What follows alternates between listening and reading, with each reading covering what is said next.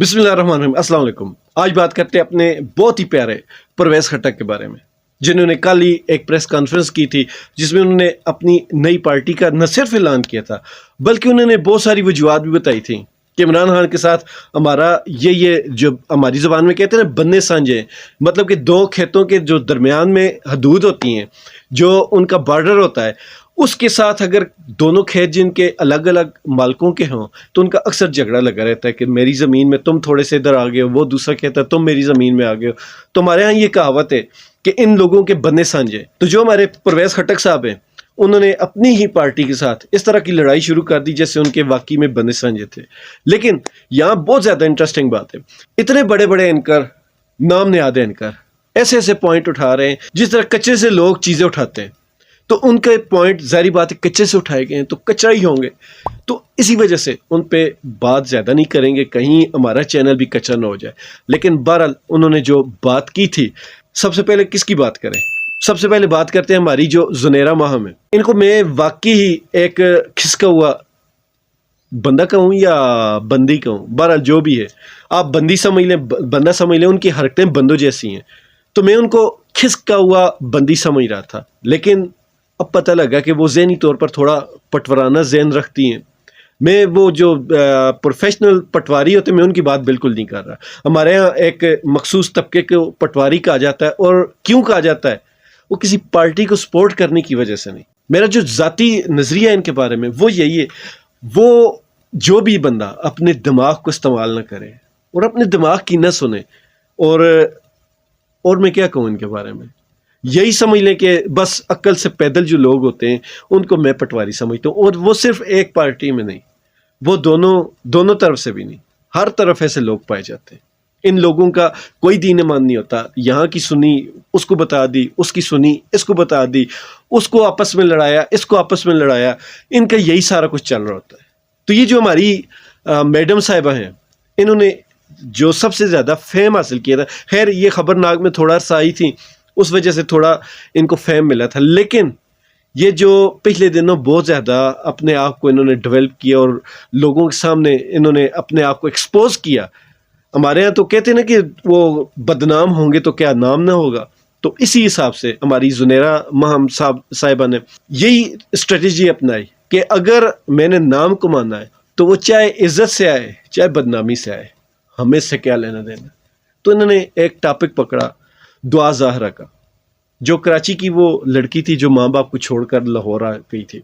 तो इस मौजू को उन्होंने पकड़ा, न सिर्फ पकड़ा, उसको अच्छा खासा उछाला। आप देखें, आप एंकरिंग कर रही हैं, आप एक यूट्यूब चैनल चला रही हैं, ठीक है, मान लिया आपके पास बहुत क्वालिफिकेशन होगी, आपको इस चीज़ का एक्सपीरियंस भी बहुत होगा, लेकिन आपने एक मामले को पकड़ा, उसको उठाया, उसको उछाल दिया। उछालना थोड़ा सा एक हदूदों के यूथ से बाहर निकल जाता है, लेकिन फिर भी मान लिया कि उसको आपने उछाल दिया। लेकिन उसके बाद उसके ऊपर आप जो बार बार लोगों की तनकीद के जवाब में कमेंट पास करती रहीं, ये सबसे बड़ी गलत बात थी जो कि आपने की। उसी के बाद मैंने अंदाज़ा लगाया था कि थोड़ा सा खिसका हुआ मामला लग रहा है। लेकिन अब कल मैंने उनकी एक वीडियो देखी, उस वीडियो में ये खान साहब को जिन अल्फाज में, जिस लहजे में बुला रही हैं, तो मुझे नज़र आया कि इस मुल्क में जो भी बंदा खिसका हुआ होगा, जिस भी बंदे के मामलात ठीक नहीं होंगे, जिस बंदे में भी अखलाकियात की कमी होगी, जिस बंदे को भी बात करने की तमीज़ नहीं होगी, आप देखिएगा ज़्यादातर का ताल्लुक इमरान मुखालिफ लोगों से होगा। बस मैम साहिबा ने साबित कर दिया, इनके बारे में और ज़्यादा बात नहीं करता, इनको इतना ही काफ़ी है। इसके बाद देखेंगे, मौका मिला तो शायद बात करें। अब आते हैं हमारे अपने परवेज़ खट्टक साहब की तरफ। अब परवेज़ खट्टक साहब है, उनके बारे में क्या बात करें?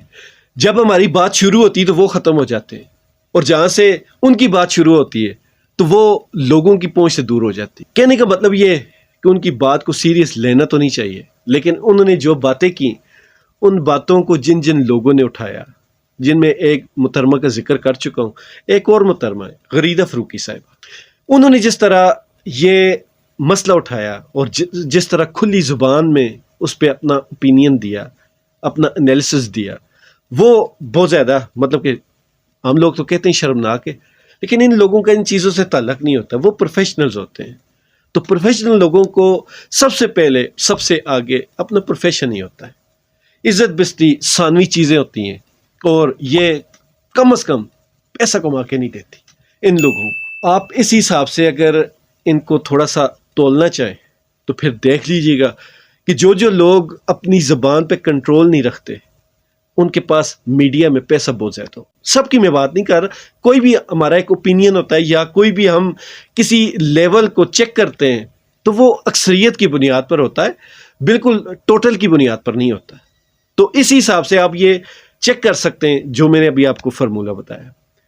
غریدہ صاحبہ یہ فرما رہی ہیں کہ پرویز خٹک نے ایک بات کہی تھی کہ ہمیں 4 بار, بلکہ انہوں نے 3 یا 4 بار کہا تھا, ہے تو اتنا لمبا فگر تھا کہ پرویز خٹک صاحب بھول رہے ہیں اور ہماری محترمہ غریدہ فروقی صاحبہ بھی بھول رہی ہیں. اتنا لمبا یہ فگر نہیں تھا کہ 3 اور 4 بار, ہمیں پتہ نہیں, یاد نہیں, 3 بار آفر تھی, 4 بار تھی. محترمہ صرف 3-4 حرفوں کا فگر ہے, آپ نے آرام سے کہہ دینا تھا 3 نہیں یا 4 ہے. یہ 300 یا 400 نہیں تھے. بہرحال 3 یا 4 بار ان کو الیکشن کی آفر کی گئی عمران خان صاحب کو. پھر عمران خان صاحب گھر اپنی اہلیہ کے پاس گئے اور ان کی اہلیہ نے عملیات کیے, جادو ٹونے کیے, تو پھر انہوں نے بتایا کہ یہ ذائچے میں نہیں آ رہا, آپ الیکشن ان طریقوں میں کریں, تو خان صاحب نے الیکشن منع کر دیا. یہ ہو گیا غریدہ فروقی صاحبہ کا. ان پہ بحث نہیں کرتے. ان کا بتانے کا مقصد صرف ایک تھا کہ غریدہ صاحبہ نے جو الفاظ استعمال کیے, جادو ٹونا, عملیات, اہلیہ کے ذائچے بنانا, تو یہ مناسب نہیں لگتا. اس وجہ سے انہوں نے اس سے زیادہ بات نہیں کی. آپ لوگوں کو یہ بتانا مقصود تھا کہ انہوں نے یہ بات کی ہے اور لائیو نیشنل ٹی وی پر کی ہے. اب آتے ہیں ایک اور ہمارے صاحب ہیں, منصور علی خان صاحب. انہوں نے بھی عمران خان صاحب کی اہلیہ کو لے کر بہت زیادہ تنقید کی. ان کے علاوہ شاہ زیب خانزادہ ہیں, پھر مبشر لقمان بھی بار بار تنقید کرتے ہیں. ان کے علاوہ اور کافی بڑے بڑے نام ہیں. جاوید چودھری صاحب بھی آپ جانتے ہیں کہ جس طرح ساری زندگی وہ لوگوں کو موٹیویشن سکھاتے رہے اور خود وہ ڈی موٹیویٹ ہو چکے ہیں. اب ان کی پتہ نہیں کون سے راستے پر چل رہے ہیں, لیکن یہ موٹیویشن والا راستہ بالکل بھی نہیں ہے. اب مجھے لگتا ہے کہ ان کو چاہیے کہ وہ خود کسی سے تھوڑے سے لیکچر وغیرہ لیں. قاسم علی شاہ صاحب ان کے لیے بہتر رہیں گے, ان سے وہ لیکچر وغیرہ لیں اور ساتھ ساتھ لیکچر بھی ہوتے رہیں گے اور ایک دوسرے کے دکھ درد بھی بانٹ لیں گے. دونوں کے دکھ درد ایک ہی جیسے. اس موضوع سے ہٹ کر واپس آتے ہیں اپنے چہیتے پیارے پرویز خٹک صاحب کی طرف. انہوں نے کہا جی کہ عمران خان صاحب پارٹی کا تو نہیں, اس ملک میں انتشار چاہتے ہیں. ان کو 3-4 بار الیکشن کی آفر ہوئی. یہ ہمارے پرویز خٹک صاحب کہہ رہے ہیں. یقین مانیے میرے لیے بھی باعث حیرت تھا کہ 3-4 بار خان صاحب کو الیکشن کی آفر ہوئی اور خان صاحب نے ایکسیپٹ نہیں کی.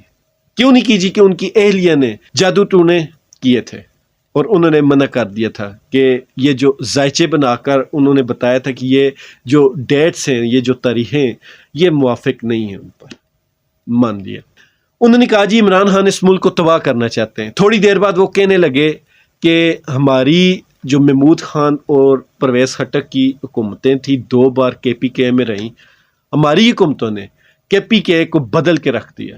ہماری حکومتیں KPK میں سب سے پہلے سہولت صحت کارڈ ہم لے کر آئے, پھر اس کے بعد ہم نے BRT بنائی, پھر اس کے بعد ہم نے سڑکوں کا پورا جال پورے KPK میں پھیلا دیا. یہ ہماری اچیومنٹس ہیں. اچیومنٹس وہ اپنے کھاتے میں ڈال رہے ہیں اور جتنا بھی غلط قسم کا پروپیگنڈا ہے وہ خان صاحب کے کھاتے میں ڈال رہے ہیں.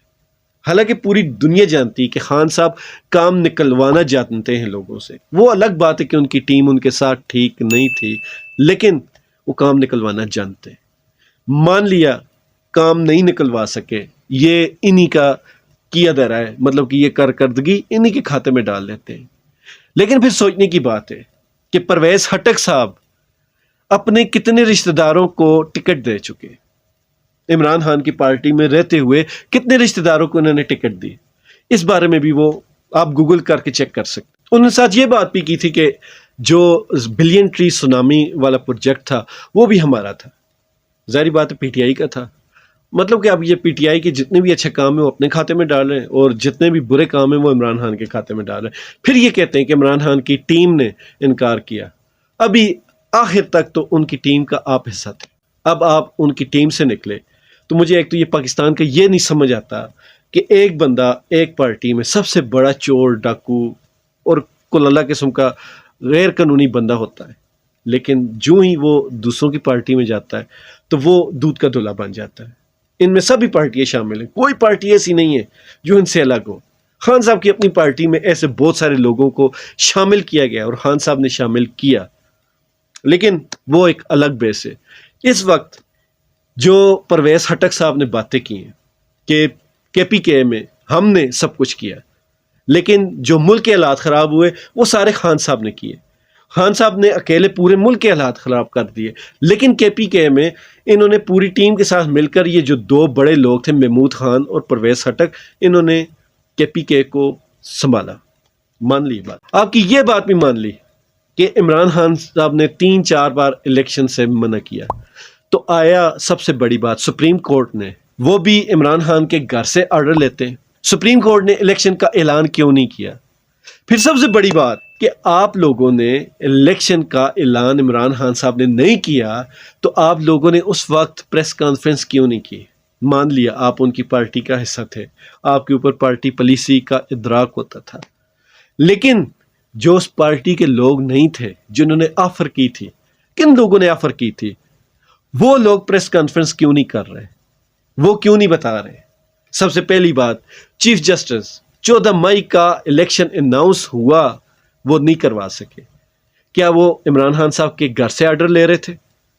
دوسری بات کہ یہ جو الیکشن جنہوں نے ڈیٹ تاریخ دی تھی عمران خان صاحب کو، عمران خان اس ڈیٹ پر نہیں مانے، 4 بار انہوں نے آفر ٹھکرا دی، تو آیا وہ لوگ بھنگ پی کر سو گئے تھے؟ اس کے بعد انہوں نے پریس کانفرنس کیوں نہیں کی؟ ان کی بنتی تھی پریس کانفرنس، لیکن انہوں نے نہیں کی۔ کیوں نہیں کی؟ کہ سب خان صاحب سے ڈرتے۔